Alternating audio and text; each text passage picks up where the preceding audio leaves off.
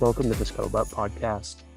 I'm speaking with Maureen Elias today, who is currently the Deputy Chief of Staff at the Department of Veteran Affairs. We cover a few of the larger challenges facing veterans in this conversation, everything from navigating a medical discharge to returning to the workforce after an extended period of time away. After her exit, Maureen spent time at home raising 3 kids before getting the call to pursue veterans advocacy. Maureen's story is an inspiring one. Over the last few years since my exit, I've spent a lot of time thinking about what I'm supposed to be doing, the issues I care about, and where my time is best spent. Maureen talks about this light bulb moment where it became clear to her what her path was. That moment came after years of spent raising 3 kids, pursuing 2 degrees, and years worked across multiple veterans organizations. This story is a good reminder that it's okay to not know where you're headed as long as you're working every day to find out. That comes through continuous trial and error and embracing new places and jobs that seem scary. I was really eager to hear about Maureen's experience and exposure with the veteran service organizations that she's worked with. I found the links to all of them and a few extras. You can check those out in the show notes. It's a bit overwhelming, all of the resources that are available to current and former service members, but knowledge and awareness are only half the battle. You can take it from there. Please enjoy this conversation with Maureen Elias.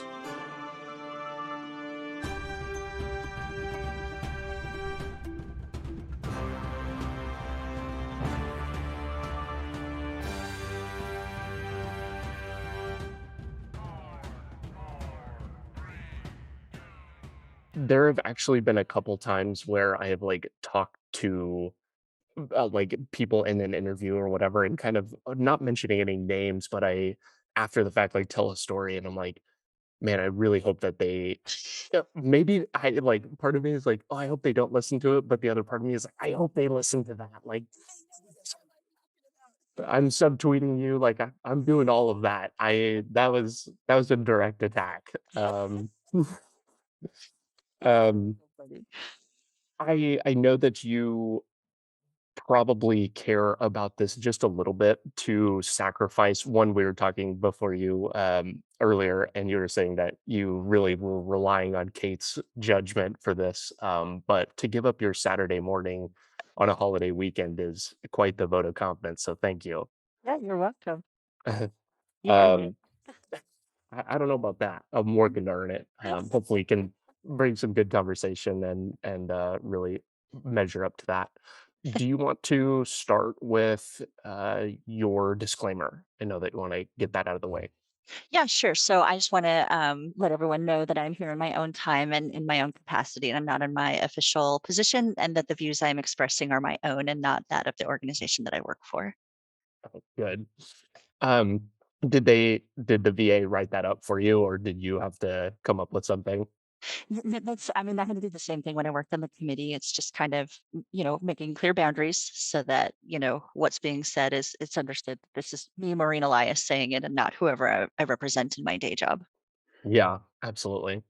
We've had a couple people that have had to give the disclaimers, and the first time that happened, I was like, "Oh, I must be talking to somebody good here," gonna. But yeah, no, this is. I'm really looking forward to chatting with you. I want to start out towards the end of your service and you getting out of the military on a medical discharge. You served from '01 to 2006, and then we're looking at a medical discharge. What were kind of some of the events that were leading up to that? Because I think that that really sets the backdrop for a lot of your history. And that's hopefully not me imposing that on you. That's just from my readings of you. Sure. So that was probably one of the hardest moments of my life. I loved being in the military. It was the thing that I'd wanted to do for so long, and so the choice to undergo a medical discharge and then learning that I was being discharged was just heartbreaking for me. But we, my so I'd actually gotten hurt in basic training. I was a ballerina in a previous life and had super high arches. And in basic training, without the right boots, without the right supports, my arches completely collapsed, leading to plantar fasciitis in both feet that they just couldn't treat. And so I kind of suffered my way through it, had a permanent profile, and realized once I got to the Defense Language Institute and I was a leader, like walking around in sneakers, not being able to participate in the events with my troops, it just it made me feel like a bit of a failure as a leader because I wanted to be in there with them and I wanted to do it with them, and instead I was standing on the sideline in sneakers. And my troops affectionately called me Sergeant Sneaks, and I thought it was really cute, and it also kind of reminded me of that differentness. And I also, had experienced a back injury in AIT that continued to degenerate. So by this point, I was also in a lot of pain, just standing in formation for more than like 1 or 2 minutes. It was just excruciating. And so then I had another profile that like had me standing at the back of formation. So I couldn't even be with my troops in formation, and the pain was pretty high. And so we realized that my husband and I had a conversation that, maybe this is the time. We have two very little children. And at the time, we thought they were kind of brats because they just were really difficult children. And so we were like, one of us probably needs to get out and take care of the kids, and you're hurt. And so this seems like an opportune time. But I do think it's worth making sure to mention that my husband did offer, like, he would have left the service if I wanted to try to stay in, but the pain was high enough and the recognition that, like, he would be able to lead better than I could. He was completely physically fit, and he was like one of those crazy fast runners that, like, would just do satellites around me as I was dying on the road. And so, the medical board came and passed, and they decided it was time for me to be let out, and it broke my heart, leaving the men and women I served with, leaving the military that I had longed to join and be a part of, a job that I loved, and as life happens, it turned out to be the perfect thing because, our 2 children ended up having autism, and so I went out, and just made them my full-time job. And, at the time, autism wasn't a household word, and so it was a lot of work, a lot of advocacy, a lot of educating the community. But there was definitely, like, every day since I have left the military, I miss being in the military, and while I don't regret the decision because it was the right thing for our family, it was and is still one of the hardest decisions I've ever had to go through. I can't imagine that where you're, like, wanting to stay in, but, like, physically speaking, are unable to. I think that there are a lot of people that have experienced that, and it's hard as somebody who hasn't gone through that to really fathom, the type of mental kind of burden that that would lay on you. The military really focuses on aligning people and making everybody look the same. We wear the same uniform, we march the same way, we do all of these things the exact same way, and it's for a reason so that there's not people standing out. And so even something as simple as like wearing sneakers, I've seen people and it just like it makes you wonder Mhm, like what's going on here. And I'd be lying if I said probably a lot of people are it's viewed as like derogatory. mhm. Um a lot of people, I don't know, it might even be looked down upon. Would you say that that is accurate? It definitely felt that way to me. There definitely seems Mhm. to be some biases. I mean, you want soldiers who are physically fit and able to do all the things. And so as I came into each new unit with my permit profiles and my sneakers, and also being a woman and a mother, I wasn't that ideal fit, for a lot of leadership. I never felt that way from my troops, though.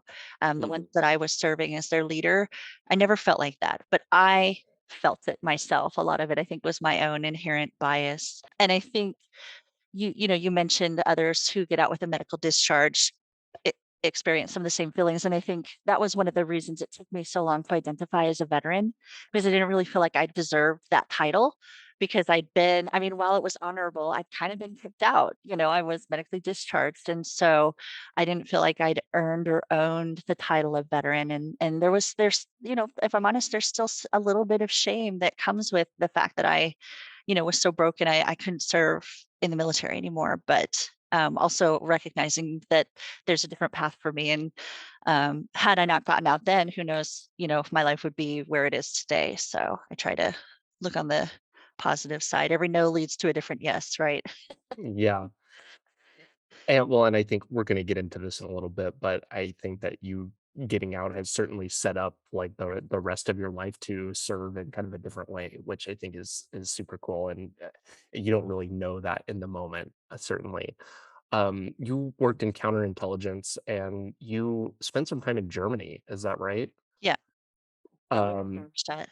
okay. This is kind of like a little off topic, but I got to do a study abroad in Heidelberg, which is just south of there. Yeah, and when I was like reading that about you, and I was like, "Oh, that's so cool!" Like, I have to ask her about that. Yes, I got to go to a military ball in Heidelberg, actually. Oh, really? In the castle, yeah. Oh, Yeah, it man. was so cool. I bet that was super cool. That is such a beautiful area. It Like, is. I had never really quite seen anything like that. Just the castle, and we'd go up there like after school and stuff like that. It just is really a beautiful area. How long were you there for?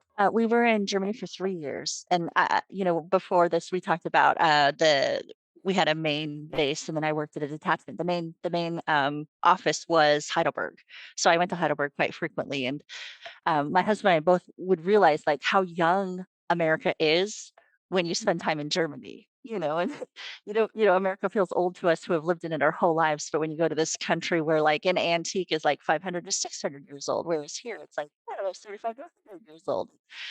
It blows your mind a little, but Heidelberg is gorgeous. It really does. It certainly gives another perspective. I unfortunately, my study abroad got cut short because of COVID. I got there in like January of 2020, and then like in March, my school was like, "Hey, it's time to come home." So it certainly was cut short. But I think that the worldview that being in another country for an extended period of time adds even another layer of, like, perspective that eve the military doesn't even necessarily offer. I think that, at least from the Navy side, I was really excited to go see the world. "Oh, I wanna travel the world, go to all these ports," and the reality is you spend 7 months out at sea, and you spend, like, 3 sleep-deprived days in a country that where you're just trying to, like, catch up on sleep and like eat some reasonable food. And there's not as much like kind of cultural immersion as you would hope to get. Do you think that time over there, 3 years is like a good chunk of time? Was that enough to influence your worldview and change it in any way? Oh, absolutely. You know, I grew up on a little farm in Washington State, and then when I was 8, we moved into kind of the suburbs, on the other side of the mountains, near the Seattle area, and that had kind of been my whole life. Like, I'd never been out of the country ever, and I came from the super tight, super religious community, and so joining the army was a huge shock, and then getting stationed in Germany, my first week or 2 was just spent sobbing. I missed my family, I was uncomfortable, and, like, we didn't get to live on the base because it was full. So it was this brand new husband I just married. I think we'd been married for 3 weeks. And yes, we are in AIT marriage. And so we didn't hardly even know each other. I'm in this foreign country. I can't call my family because I can't afford it. And there's this time difference.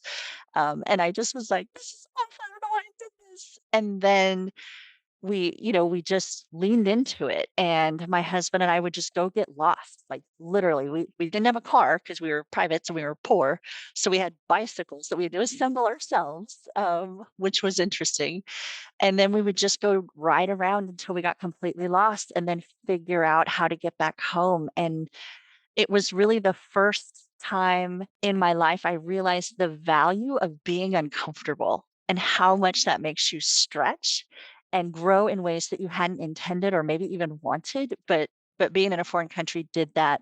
It also gave me so much gratitude for America. Although their road system is phenomenal, and their public transportation system is amazing, but just helped me realize how much we do have, the freedoms we have, the varieties in culture, how big America is. In Germany, they talk about it's like, 4 kilometers or 20 kilometers. And here we talk about distance in time because we're just that big. It's 5 days this way, it's 3 hours that way. Whereas in Germany, you drive 5 hours, you're in another country. And so it just broadened my worldview in leaps and bounds in a very, very short time. So I think I would recommend the experience of being abroad to every American just to help us realize what we have here and recognize the values those countries have that we can learn from too. Mhm. How did you swing being stationed at the same place with your husband? Was that not, like, frowned upon, or was that, like, okay to do at that time, or So the Germany thing was actually it's kind of a funny story because we went to our drill sergeant and we were like, we like each other a lot. but we don't want to be one of those people that just hurries up and get married to stay together because there was something and there is something called the Army Married Couple Program. And so they do try to station you within 50 miles of each other when they can. But we were like, let's just keep dating and see how this goes. But can you get a station together? Because we really think this is working. And so he worked really hard to get a station together. And then we were like, what the heck? Let's just go ahead and get married. And so he was like, are you serious? But it worked out well because when we went to Germany, the military unit that we went to, they were stationed in like 5 different countries and they were all centered out of Germany. So we found out that I had actually been slated for Belgium and he had been slated for Italy. And so it would have, I think, made our relationship very difficult to continue. And instead, we got to stay together in Darmstadt. But as far as like the frowning on thing, we weren't frowned on, but it was hard because they wouldn't let us work together and we were the only 2 counterintelligence agents like that were available. So he had to go to like a staff office and work while I did counterintelligence work in the field. And then when I got pregnant, we switched. And so I went into and did like HR stuff and he worked in the field. And then we both got stationed at DLI together. So we just lucked out and did well enough on the D lab that they would let us go there together after Germany. When we were discussing topics to discuss in this conversation, you alluded to and kind of pointed out some challenges that kind of have arisen with you getting out and then being a veteran, but also a like a dependent as well of an active duty person. How did that relationship kind of evolve as you got out? So, when you're a service member, like you are the priority. Everything revolves around making sure that you are always ready, right? Your education, your healthcare, your dental, even your uniforms, right? They want to make sure you're taken care of. And the day I became a dependent, it really became clear that I no longer mattered at all. That's what it felt like to the Mm. military. No one, there was no follow up to make sure that I had done what I needed to do. Now, this was 15 or so years ago, things might have changed, but the transition for me was so stark. And I mourned that loss of identity and mattering because there is no thought given into the spouse for where you're going to move or what you're going to do. They don't care about your career or what schools your kids are in or what programs they're doing. And so it's a shock going from something that matters to really feeling like you don't. Matter and I know that there is efforts to try to increase that, but that was my reality. That was my experience. And the other frustrating thing was, because I was a military spouse and because the majority of military spouses are women, it's never assumed that I'm a veteran. And so there were some opportunities that they might have offered if they had known that I could have taken advantage of because I was a veteran, but no one ever asked that question. And at that time, I wasn't identifying as one because I didn't even realize there were benefits that could have helped me better transition and support me better in the field. And then same thing on the VA side, they looked at me only as a veteran. And so they would offer me all the veteran things, but no one talked to me about what they provide for military spouses on the bases. And so it's still kind of an issue even nowadays. I've worked really hard to try to advocate for more awareness of this population because there's actually right now about 160,000 military spouses who qualify as veterans by the definition of the VA veteran. And yet there is no single committee or study or anything that's looking into this population and the unique transition challenges that they face. And so, I'll go to the TRICARE for my healthcare and they will only look at me as a spouse. And so I have some injuries to my back, as I said, from when I was in. And the doctor was looking at my MRI and he's like, God, if I didn't know any better, I'd swear you'd have been in the military. These kind of injuries you only see in the, and I was like, duh, why is this so hard? It's not something that the DOD or the DHS now healthcare system asks yet of military spouses. And I think it's also something that some of the retirees struggle with is that separation of the identities between military spouse and or retiree and veteran. And I think there's some work to be done to massage that between the VA and DoD. So, does that imply that when you go in to be seen as a military spouse, like under TRICARE, which is probably the right thing to do, you're not going, you can probably have more quicker access to care, I'm guessing. Is that saying that they don't have access to, like, the medical record of, like, when you were in? Is that the right way to say that? So it's complicated. I will say the quicker access thing is it depends. I actually use both systems, and I figure out which one I can get in faster to. And sometimes it's the VA, and sometimes it's the DoD. But they can't see my previous service record at all. Like that's not anything that the DoD. I know, crazy, right?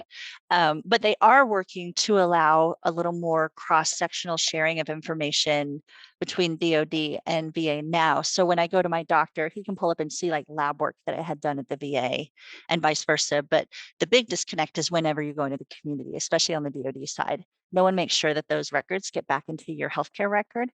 And so, as a veteran whose injuries are getting to the point where they're starting to degrade, and I need to increase my claim for disability, I am like trying to call all these different states that we've lived in to get those healthcare records from community care providers who never answer their phone to try to get it into a healthcare system so that I can try to get this claim put together. And it's been a frustrating process. But there really, as of this moment, there really isn't a lot of consideration given on the DHS side for previous service. And now, for someone who got out later than I have, maybe that's different. But I got out in '06, and my medical record, my whole DoD medical record, is not a part of what's currently my medical record. It's only my little military spouse record. Yeah, that certainly seems to be an opportunity for, it's almost like when you get out, like the big slab of medical record that you get or whatever, that yellow packet, that huge thing, like that, when you like establish care as a dependent, it's almost like they need to get that.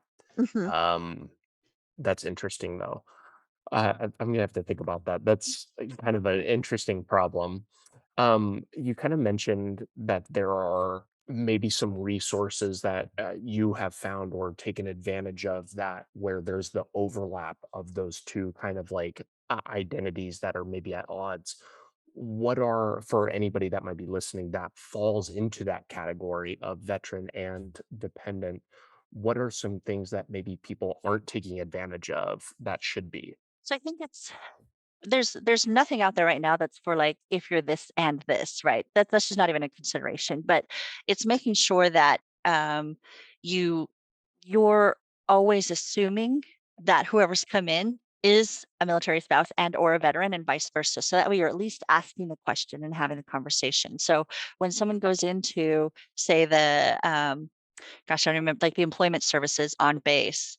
If they're not an active duty service member, you should be asking about their military service because no one told me as a military spouse about VRNE, Veteran Readiness and Employment used to be called VOC Rehab. And so I actually aged out of that program. I'm not qualified to use it because no one had that conversation with me as a military spouse. And then as a veteran, I wasn't using the VA healthcare system for about 10 years because since we were moving all the time, it just was easier to go through TRICARE, right? Because I knew everything would move with me. I didn't have to request any records transferred. All of that happened automatically. And so, no one within the DOD or DHS system was having conversations with me about the care that the VA could have provided for me. And I will say, I've just recently started going to the VA for my healthcare about a year and a half ago. And the difference in care as a woman is startling. When I would go to the DoD side and go in and complain of back pain, I have arthritis basically tip to tail. It would take 4 or 5 appointments until I finally got connected to the help I needed. Whereas at the VA, I went in one time, I explained what was going on, and I had a PT and OT. They sent me a heating pad, they sent me the medication that I needed. And then, they had me do a pain consult to make sure that all of that was enough to get me through, which was such a stark difference to how I was treated on the DoD DHS side. What's the disconnect there? Why?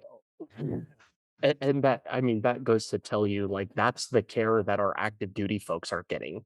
It's like, I was having this conversation with somebody talking about getting out and trying to understand your disability when you're getting out, when you go to talk to the VA, and was pointing out that your entire military career, you're taught to suppress Mhm. things that get in the way of you doing your job. You physically need to be able to perform. You need to maintain a security clearance. So everything you shove it down.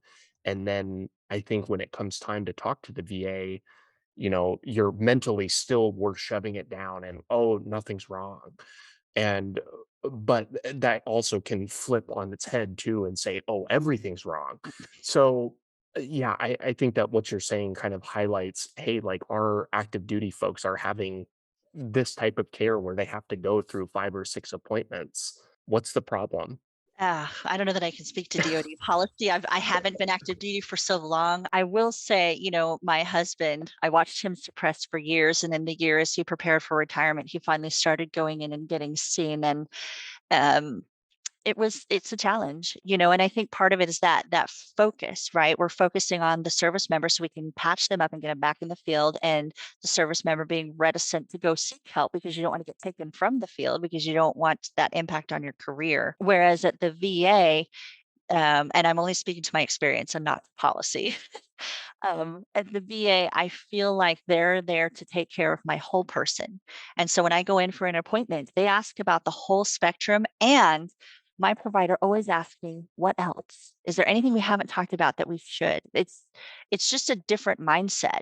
I'm not, I don't feel like a number they're trying to drum through to just patch me up and send me back. I feel like a human being who's cared about. And I recognize that that's not the experience for every veteran, but that has definitely been mine since coming to the VA.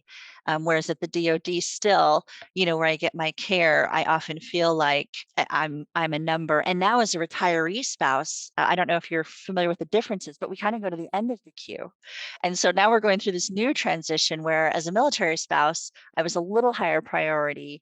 And now as a retiree spouse, it's like if we have time, if we can fit you in, otherwise you're going into the community, which of course usually means a longer wait time. And so there's some work to be done, I think, to make the DoD system better recognize, or the DHS system better recognize that spouses, children, we are also their customers and need to be taken care of. And there's some room for improvement on how they're doing that.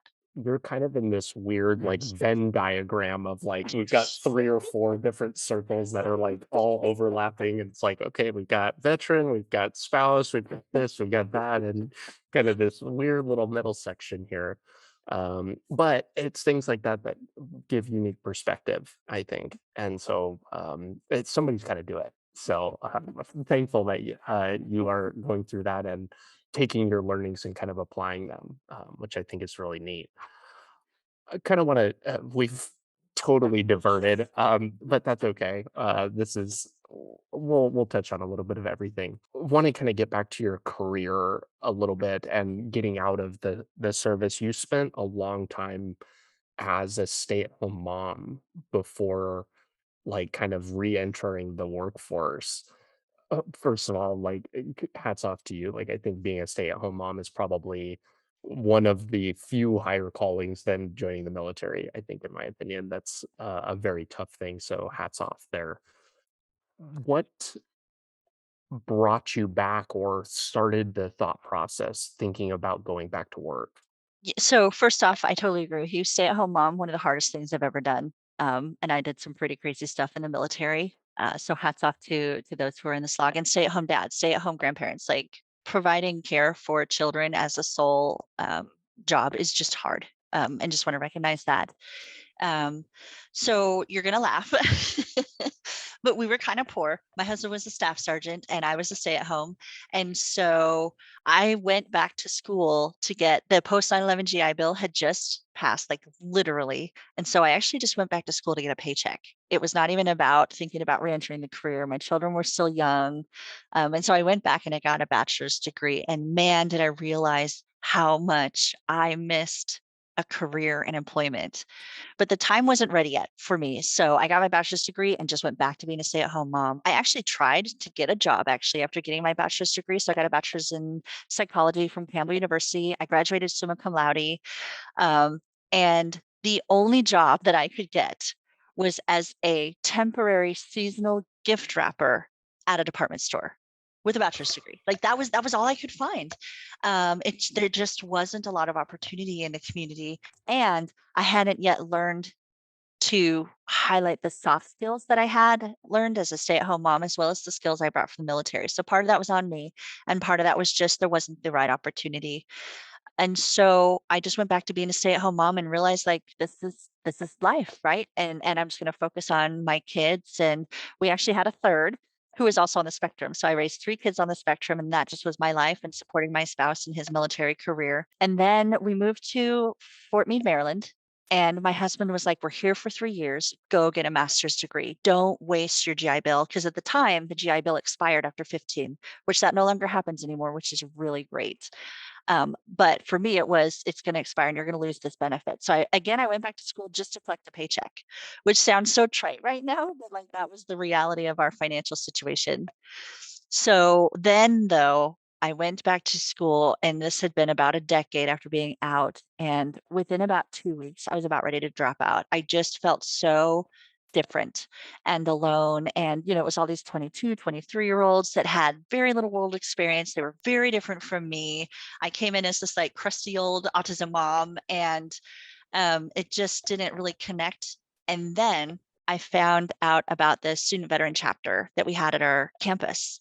And it was the guy that does your GI Bill paperwork at the school was like, "Hey, have you checked this out?" And I was like, "No, I haven't." So I made my way over to the Military Resource Center, and it was like, oh, the heavens opened, and I had found my people. And, like, the first day in, they were like, "Oh my gosh, fresh blood. Will you be our secretary?" And I was like, "Okay, cool." And then 3 months later, our president had to step down. She was ROTC and just really needed to focus on getting her grades up. And so I went from being, like, secretary to president in 3 months, and then discovered Student Veterans of America and brought my chapter in. And for me, that was the tipping point. That was what changed things. Because up until then, I still thought I was just going to go back to being a stay-at-home mom. And the program at Student Veterans of America helped me recognize A, the value I had as a veteran, and B, the leadership skills that I didn't even realize that I had. And so I went to their regional summit and then ended up being selected for their annual leadership summit. And that just completely changed the trajectory of life.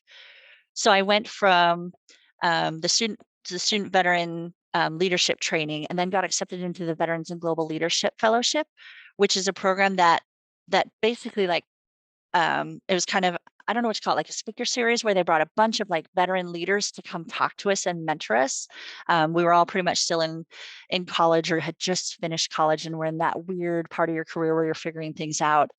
And they were so inspiring. And then I learned about advocacy, and I got selected into this program called the High Ground Veteran Advocacy Fellowship. And that was where I found my passion. And like, I didn't know what advocacy was. And I remember walking into the first day of the training, like one of the guys had ran for office, one of the guys had already had a bill passed. And truth be told, I didn't really understand the difference between the House and the Senate. I thought Congress was a different thing. And like, I realized I was not prepared for this. And by the time I finished the fellowship, the training was so complete and so comprehensive that I was ready and empowered and had started moving the needle forward on the issue that I brought. And it was like crack. Now I was almost done with my degree program in therapy. And so I was like, oh my gosh, I don't want to do therapy anymore. I want to do this. What do I do? I have like 2 classes left. And my husband was like, stay the course. A master's is a master's. So I didn't drop out. And instead, my career went a totally different direction. That sounds like such a tipping point. There is a lot to kind of unpack there. I think that sometimes in life, it's very easy to kind of be unsure of what's going on, and you're kind of like just trying to figure it out. But there are certain like little moments or events in time, just chances of fate or divine intervention or whatever you want to call it, that something happens and then all of this stuff just like comes whooshing down on you, and you just know that it's right because there's like literally no way else that that could have happened otherwise. I think that one of the most important things I think you highlighted there, I want to get into the value of is getting plugged in with your student veteran organization at your school when you're going back.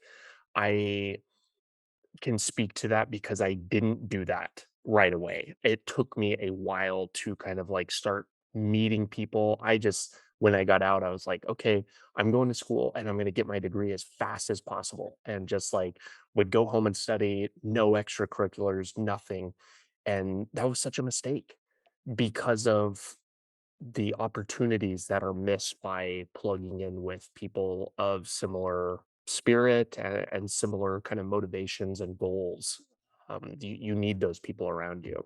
Yes, I totally agree. And I think, you know, having once I got into SBA, I realized just the value of plugging into my school in general, right? And that experience because you learn a different, quote unquote brotherhood, so I not only became the student veteran president, but I ran for the graduate student association vice president and became the vice president of that, and then started another organization to help the counseling students pass their comprehensive exam, and was a huge volunteer on campus. And just being a part of that brick and mortar community was really so pivotal to and taught me so many things that have helped me in the work field.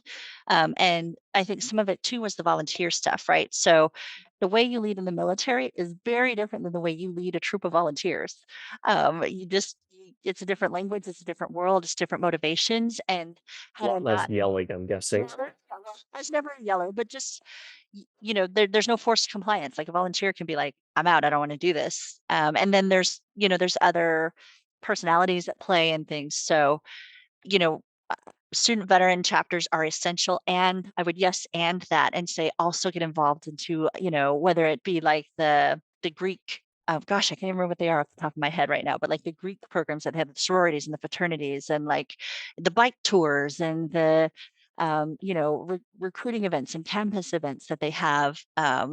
That was what really helped shape and define the way that I would lead in the years to come. And I didn't even realize it was happening at the time. I was just trying to get the most out of my college experience. Mhm. But What yes, is finding your people helped.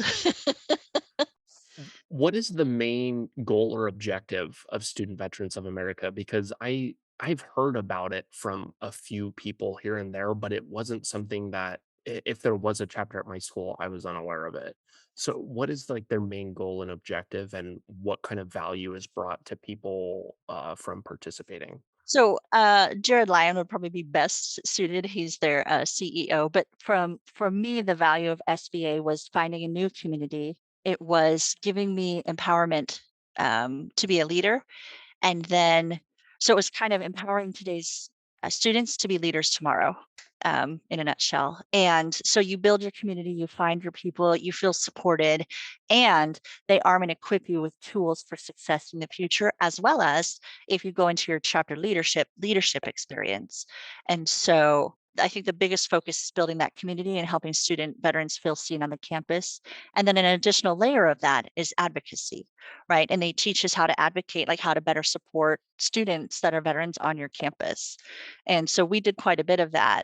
And they actually have a national advocacy program where they're constantly working to improve benefits for veterans, making sure that for-profit schools that are bad actors are being called to the carpet to answer, making sure that our benefits are protected and expanded. They do a lot of that work nationally, but I think on the beauty is that it's kind of a grassroots organization in that you create these chapters and you empower leaders who then empower the next set of leaders who then empower the next set of leaders to make sure that student veterans feel comfortable on the campus and have every opportunity to succeed.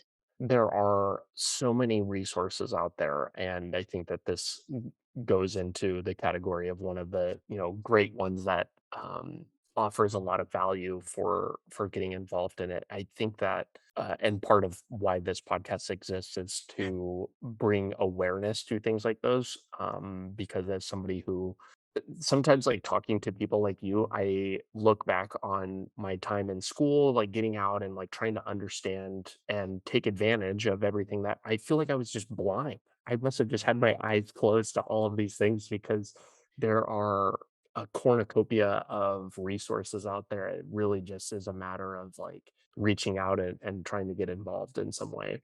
Yeah, and I didn't know about this through my undergrad. And I think that's why I wasn't very successful leaving. I went in, I did my school and I left and I went home. And I was actually like, sometimes my husband would bring the brand new baby I just had and I'd nurse her in the car in between classes. And so I just was a ghost. No one knew who I was on the campus for my undergrad. And so when I went back for my master's, I thought it was going to be the same way. And then this program changed everything. But I'd only found about it through word of mouth. And I think as veterans, we definitely tend to trust one another. And so when someone's like, hey, this program was great and it worked for me, that gives a legitimacy to an organization that they could never buy.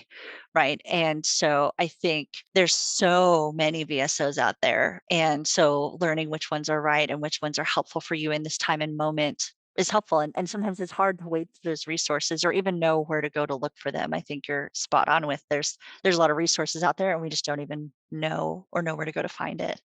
Hmm. I have a couple questions, comments, concerns about veteran service organizations. I'm going to get to that in just a minute. You mentioned that you were going for, I believe I have here, a mental health counseling master's.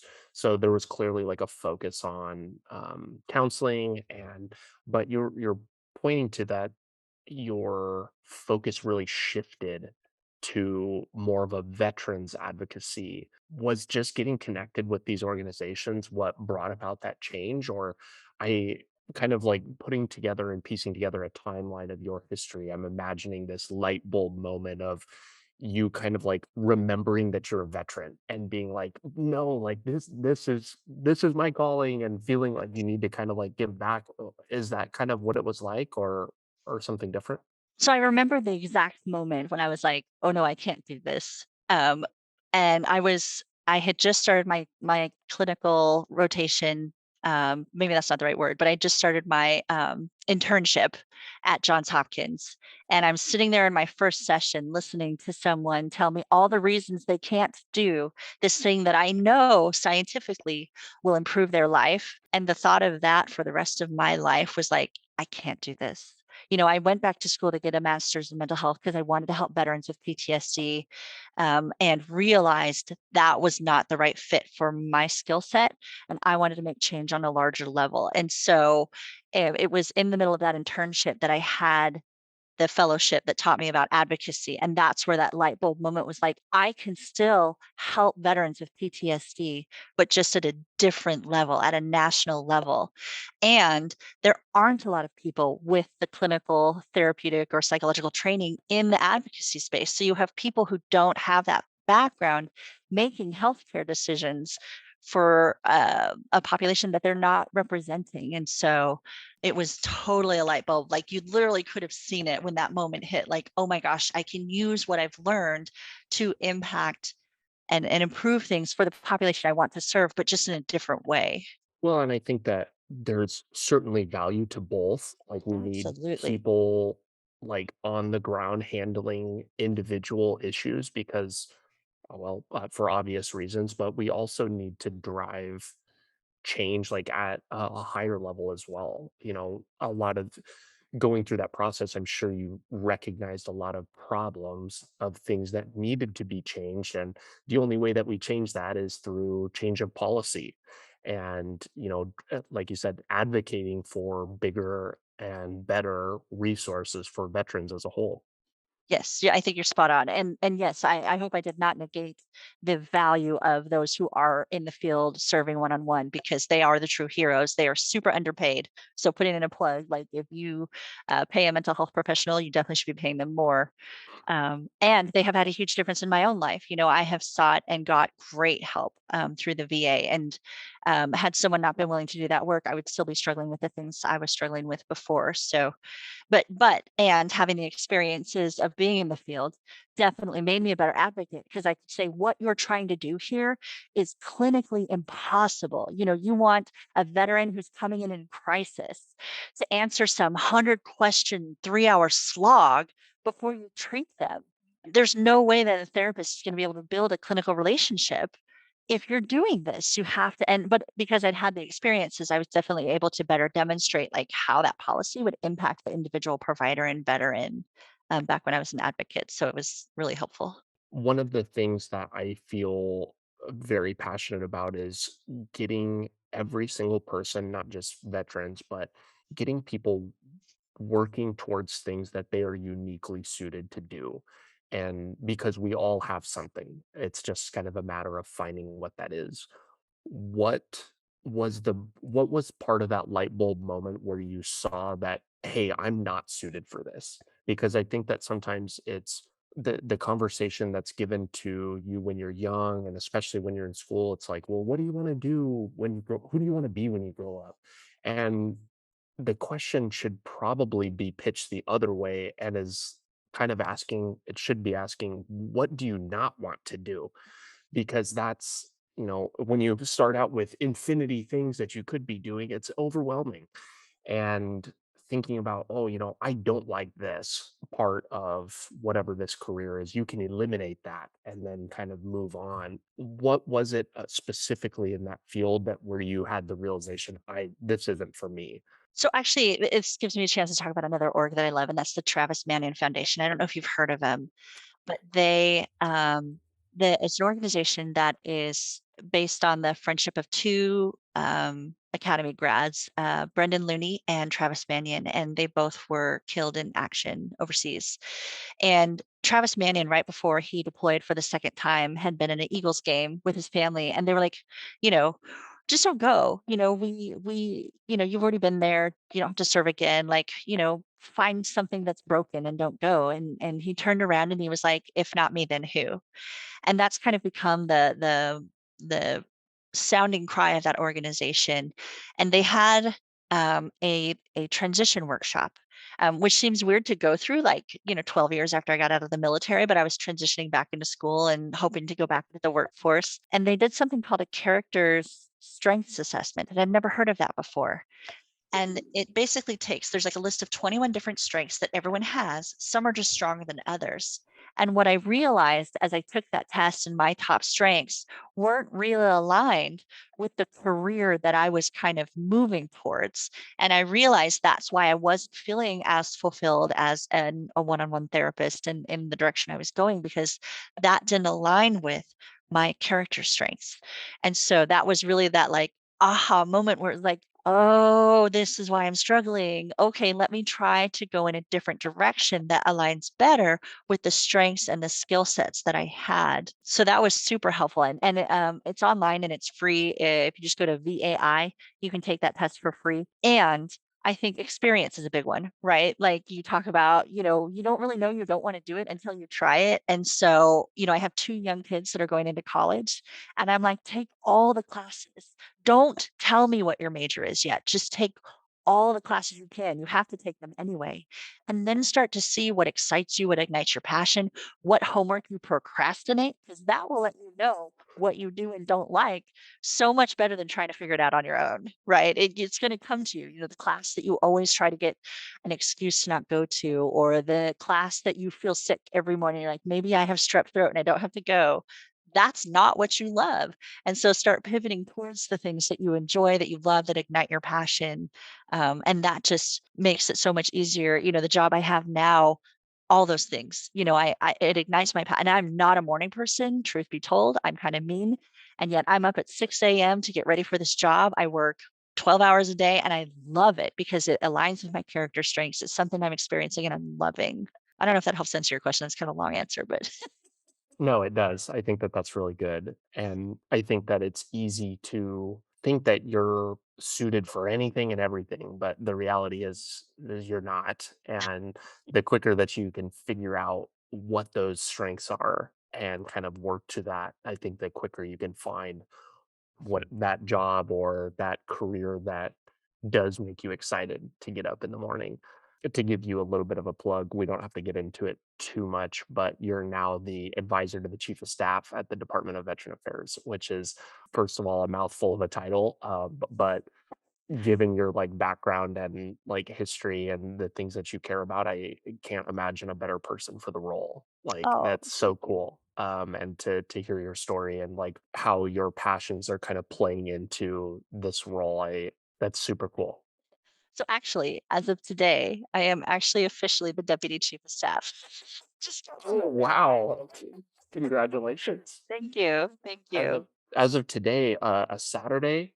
Yep, I think it's the first of the pay period. Oh, okay. All So about the pay periods. Okay. yeah, makes Well, it easier for people, but congratulations. thank you. Thank you.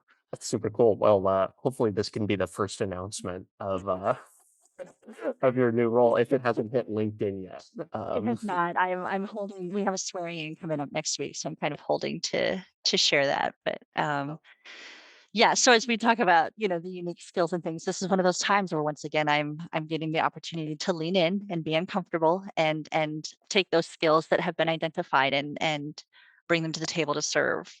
So kind of excited. Mhm.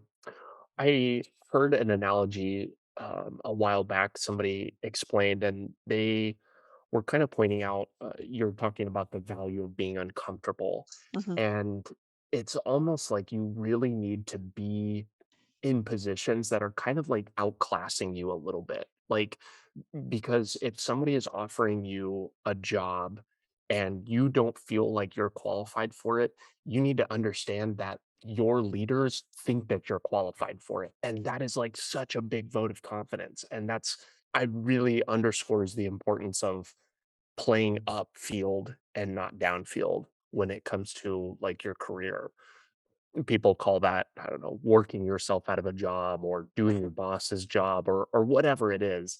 But by playing upfield, I think you give your leadership a chance to put you in uncomfortable situations because I think the reality is you're not going to be ready a lot of the time. Yeah, that's so funny, and I know you've interviewed Kate Germano, and at the time when I was doing some coaching with her, I had an opportunity to work for the House Veterans Affairs Committee, and that was definitely a scary decision. It was definitely out of my comfort field, and I mean, I had been an advocate and I understood how to advocate, but the whole how the Hill works was a mystery to me, and so she actually said like the next job that you're going for should always scare you a little. If not, you're not reaching high enough. And the line that your leaders think you can do it is hitting hard right now for sure.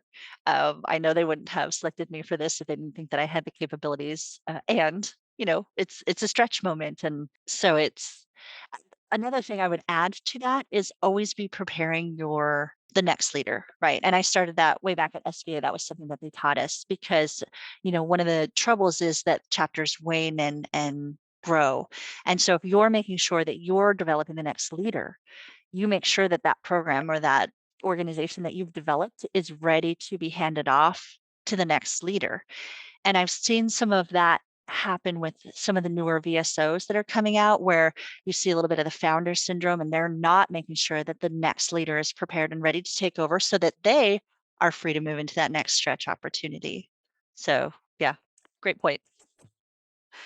I do want to take some time and talk about some of the veteran service organizations and just veteran organizations generally. You've highlighted a couple, but I want to at least first start with talking about them more broadly. I put in our notes here as we were kind of preparing for this conversation that as I have kind of re-entered the veteran space, especially with this podcast, I've realized that veteran organizations are really a dime a dozen. Like there are so many, and that sounds bad saying that. There's really no amount of or no limit to the amount of support that we should be giving to our veterans. But surely there are some that are more impactful and kind of, I don't know, I don't want it to sound like I'm degrading anybody, but I guess from your experience, having worked with several, worked in several, what are the ones that are really standing out? What sets them apart and uniquely sets them up to tackle whatever it is that they're going after? Sure, that's a great question. And yes, there are a lot of organizations out there, and I hear a lot of individuals who kind of rue that there are too many, and recognize there are some nefarious players in the space. That's going to happen anywhere, right? So we're going to take the nefarious players out of this conversation. And so, each organization serves a purpose, and the the thing that I've noticed is the smaller, more niche ones, those are the ones that struggle because it's hard to get funding and they tend to be in a community and have a limited pool of veterans to draw from. But for those veterans that come into their program, it is life changing. And so I think there's definitely some room for more support, collaboration, and coordination across the younger, newer, smaller orgs, and recognize sometimes, they start off in an org together, they have very different visions and they go off to follow their dreams.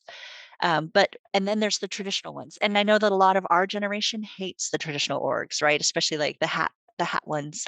But they serve a purpose, right? And they're the ones that are on the hill advocating hard and heavy for the big changes. And there's definitely been, I've seen it. There's been some of the not wanting to let the smaller, younger, newer orgs come into play because they don't play right, or they don't look the way that they think that they should look, or they don't act the way that they should. And yet I value the importance of having as many people at the table as possible so that we're actually having a real conversation. But for me, what I look for when you're asking about like what stands out or what sets an organization apart is how do the veterans talk about the program when they're done with it, right? Because I've heard of some fellowships which look really amazing. And when a veteran's done, they're like, it's a resume bullet. I didn't get a whole lot out of it. And there's some who come out and their whole life has completely changed. And so to me, what helps them stand out and stand apart is the impact that they have on that individual veteran. Because you can say, I have a fellowship that served 20,000 veterans every year. But if they're all like, meh, it was a resume bullet, are you really serving them, right? Other than maybe making the resume like better. But there's an organization that serves 2 veterans per year with equine therapy. And that completely changed their life, helps them find their groove, helps them reintegrate in their community. And to me, that's a huge success. So, what I'm always listening for is what was the experience like for you, and do you feel like there's value there? I don't know if it's a fair set of standards, but that's what I use, especially for the ones that I'm looking into joining myself. No, I like that. I think that measuring the impact is a much more effective gauge of, I guess you can't use effectiveness in this twice in the same sentence, but an effective gauge of the effectiveness of the impact. What are you seeing in terms of problems that maybe aren't being solved in the veteran space? We talked a little bit about you pointing out some like medical issues with kind of misalignment in terms of like the spouse slash veteran. Are there any other issues that stand out to you particularly that you would love to see somebody going after? Yes, I have a few. That's a great question. I didn't tell you to answer that, or to ask that, but I'm so glad you did. So one is that dichotomy between military spouses who are veterans. They are just an underserved population, and I think if anyone's looking for an organization to start, that's the one to do, because it is a population that will continue to exist. And until the DoD realizes the value of making sure that married military couples, like dual military couples, and do everything they can to support them and their families, women especially are going to continue to leave and become this military veteran spouse population. I think the numbers that I saw, it was around 93% are women who leave the military of military couples.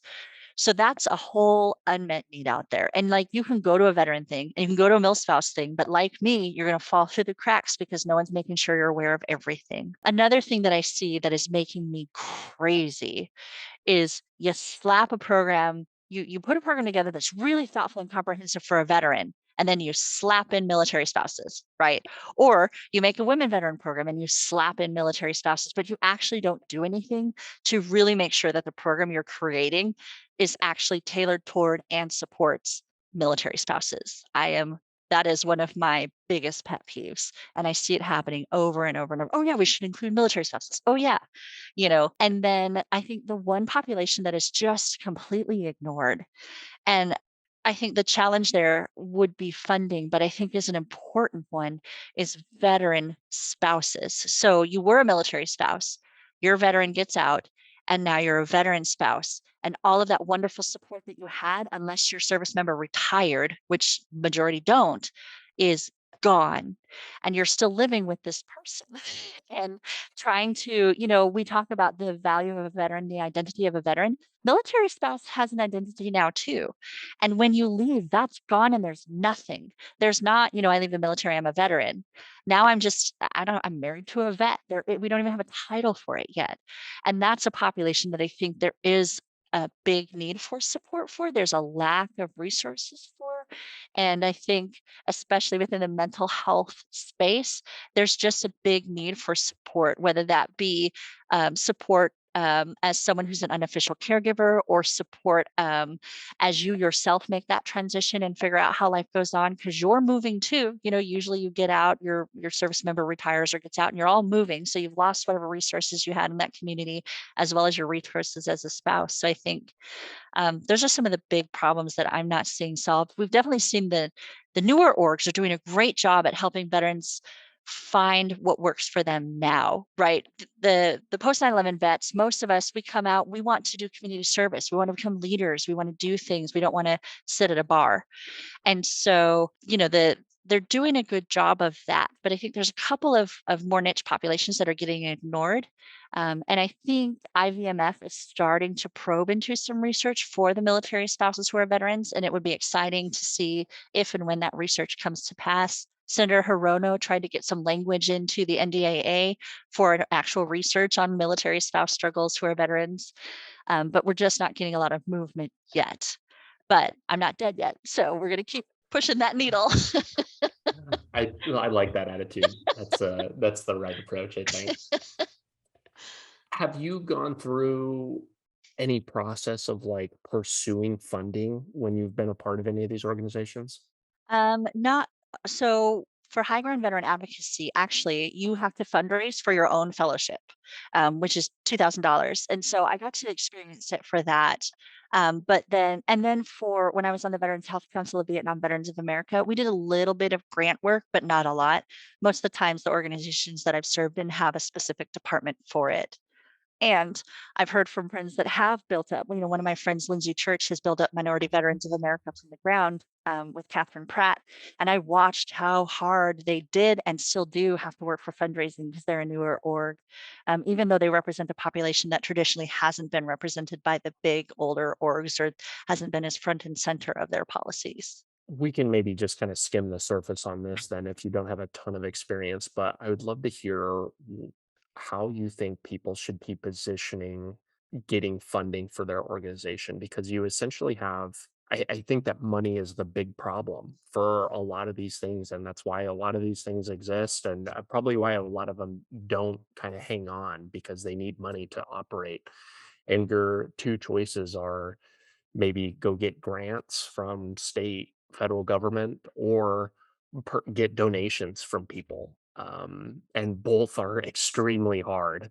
In your experience, have you found anything particularly effective for the positioning around that? How people should go about that? I know I have a couple people that are involved in VSOs that listen to the show. Where do you think that people should be looking to kind of get the funding for their organization that they might need? Sure. And I'll just say top level, it's a complicated one. The older traditional orgs are membership based, and that's where a lot of their funding come. Whereas, all of the post 9/11 vets, the back of our t-shirts have all those corporate sponsors, and it's interesting to hear the traditional VSOs talk about the post 9/11s and vice versa. Um, I think one of the most untapped resources for donations is the healthcare space. And I say that because there are organizations out there like oh my goodness, I can't talk. Pharma, Pfizer, Bio, that all have therapeutics and devices that assist veterans and they want to help support veterans. They care. But there's definitely been this like negative connotation with taking money from big pharma. And we worked with a lot of these organizations when I was on the Veterans Health Council, and they were like, we don't care if our stuff is branded. We just want to help veterans. Tell us what we can do. Um, and then I think it's about something that Wounded Warrior Project started to do that I liked a lot was building collaborations between orgs where they would go for grants together. And you could see that double impact. And they also had kind of a greater outreach to the different populations because, like, Vietnam veterans aren't going to be hanging out with Wounded Warrior Project veterans traditionally because Wounded Warrior only serves post 9/11 and Vietnam Veterans of America only serves Vietnam veterans. I mean, they have other programs, of course, like auxiliaries and stuff, but traditionally, membership wise, that's who they focus on. And so it brought some of these together and something like Combined Arms down in Texas, where I think the key to successful fundraising is collaboration, but we don't always play together well in this space. And so I think there's some room to grow in thinking differently and thinking critically about now that there's less funding, how do we make that funding more impactful? Well, and I think you pointed out that it's a lot of the veteran organizations are kind of exclusionary, which I don't know that there are specific populations that need designated attention, but at the end of the day, we're all going after the same things. We are pursuing better care for veterans as a whole. and regardless of the population, we want to make sure that people are getting the equal attention that they deserve. But I think a little bit of that exclusionary nature of some of them really, it doesn't incentivize them to work together and realize that, hey, that you're not enemies. You're competing for the same money, but you can, you know, be come by coming together, you maybe become something greater than just each individual. Yeah, I can actually give you a great example of that. So when I was at VVA about 5 years ago, we worked with Wounded Warrior Project and the Tragedy Assistance Program for Survivors, and we worked on toxic exposure awareness. And now we look at this PACT Act, which is this huge piece of legislation that's close to passage, perhaps. And we were just at that point letting veterans know, post 9/11 veterans know about their toxic exposures. And Vietnam Veterans of America was a part of it because they were like, we went through this with Agent Orange and no one told us. And, never again shall one veteran leave another behind. Let's let this generation know that they need to get screened for their toxic exposures and they need to advocate for what's happening to their bodies because of the burn pits and things like that. And so, some of the exclusionary part is necessary, unfortunately. Like you have to have a population you serve, especially if you're a C-19, and you can find ways to work together.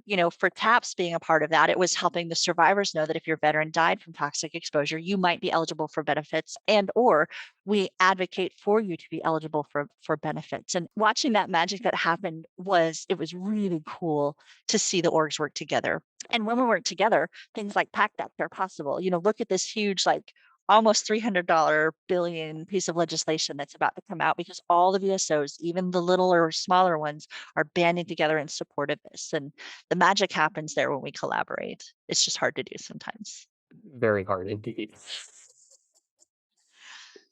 One of my last big questions for you here is, you talked earlier about measuring impact, and maybe that's the answer to the question that I'm about to ask. But I think one of the ongoing issues that I see in the veteran service organization space is we're trying to bring awareness and to things that, like, okay, we're going to bring awareness to this, and then maybe nothing changes.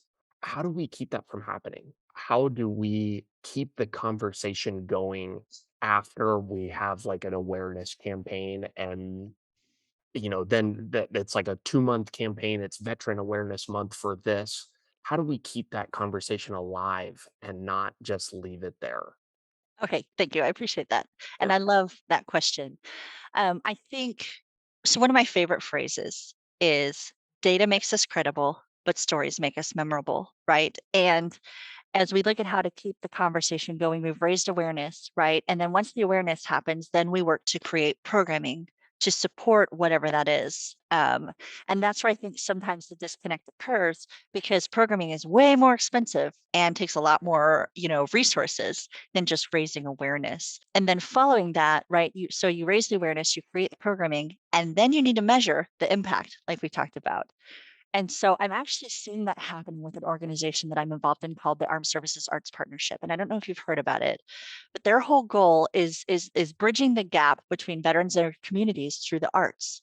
And so they teach things for free to veterans, caregivers, survivors, and their family members, like acting, storytelling, stand-up comedy, improv, drawing. And so they raised the awareness of the gaps in the community, and then they built the programming to help bridge that gap. And now they're starting to measure the impact, right? And so they just had a big survey that came back, and they found that the participants in ASAP, it improves their resilience, their confidence in their self-esteem, their stress, and their sense of belonging. And so now you know that your programming is is bridging that gap or that thing you were raising awareness for, and then you grow and develop, right? And I think that's kind of how SVA came to be the great magic that it was. It realized that student veterans needed more support on campus and worked hard to raise awareness, and then they built their programming to make sure that student veterans were empowered to fix those problems. And then now they're measuring the impact and seeing it grow. And the program, gosh, I mean, I remember when this started, there was maybe 900 to 1,000 chapters, and now they're in the thousands, and it's just growing and growing and growing. And on top of that, it's you're gonna saturate your population at some point, and that's where those collaborations come in because you get others to carry on your messaging with you, but they're carrying it and reaching a different audience. To me, I think that's the road to success, I think. Big. Uh, no, I like that. Not leaving it at just the awareness thing and having a plan for how to fix or maybe not fix, but work towards establishing a long-term solution for that is Yes. uh, the implementation is the most important thing. It's not just, hey, look at us, we need to talk about this more. It, Yeah, it doesn't stop there. and then fact checking to make sure that your plan is having the impact that you hope that it is. Otherwise, Absolutely. you gotta change your plan, right? Need to backpedal a little bit and Right. kind of make a new plan. Yes. Maureen, this conversation has been incredibly insightful into some of the veteran service organizations and some interesting issues that I really wasn't aware of prior to this. Thank you so much for your time today. Where can people go to learn more about you, reach out, support you in any way? I think the best way to reach out to me is through LinkedIn. The messages there tend to pop up faster than email or phone calls because usually I don't have time for any of those during the day. So at night, I come home, I take a breath, and I hit LinkedIn. So that's probably the easiest way to find me. Okay.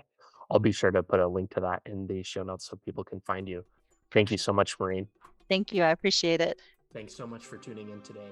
Your listenership helps me better educate people like you and the rest of our nation's military, both past and present, on building a successful life outside of military service. If you're looking for more ways the top vets are leading more effective lifestyles, building businesses, and using the resources designed specifically for you, press here for a selection of some of the best clips. Be sure to like this video and subscribe to the channel to stay up to date, and I will be talking with you soon.